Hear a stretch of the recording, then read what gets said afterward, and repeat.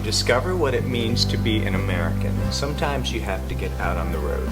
That's where you'll find Cumberland County, North Carolina, a place that since the 18th century has lived and died for everything it means to be an American. We've collected those moments in our history and mapped every important landmark, historical site, and attraction. We call it our Spirit of America Trails. Here's one of the 11 trails, the Lafayette Trail, the Spirit of Honor. Why did a Frenchman literally walk away from his country and put his very life on the line for another? For Marquis de Lafayette, it was his honor and belief in the individual.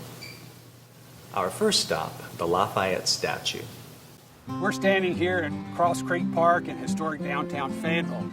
Behind me is the statue of the Marquis de Lafayette. It was erected here in 1983 by the Lafayette Society. Lafayette was a nobleman. He was very wealthy. He had a life of comfort and ease at the Palace of Versailles. But he'd heard about this experiment in democracy here in America, and he was just fired with this radical idea.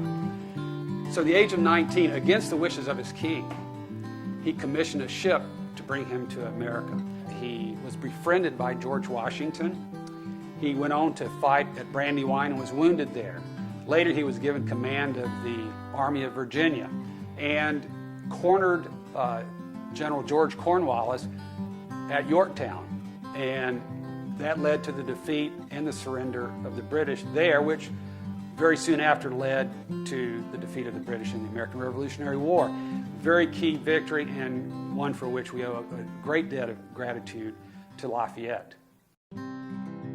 Here's our next location on the Lafayette Trail, the Market House. I'm standing here in front of the Market House in historic downtown Fayetteville. In 1825, when Lafayette visited Fayetteville, this was the State House.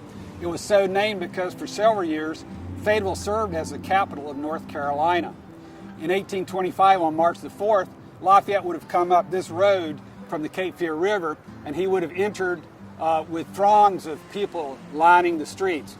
At the time of Lafayette's visit, there were over 40 cities and towns in the United States named after him. And yet, this was the only namesake city that he actually visited. We're not sure why that is, except that he was very impressed when he had heard about this little town in North Carolina that was the very first one to be named after him.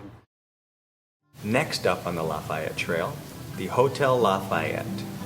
Fayetteville had a total of 5 different hotels named after Lafayette through the past 2 centuries. The first one was completed just in time for his visit. Although the original Lafayette Hotel burned in the Great Fire of 1831, you can actually see the original sandstone foundation that remains to this day. Behind Lafayette is First Presbyterian Church. In 1836, the church was filled with mourners when news of Lafayette's death reached American shores. A eulogy was held there, and the entire city of Fayetteville mourned the death of their hero.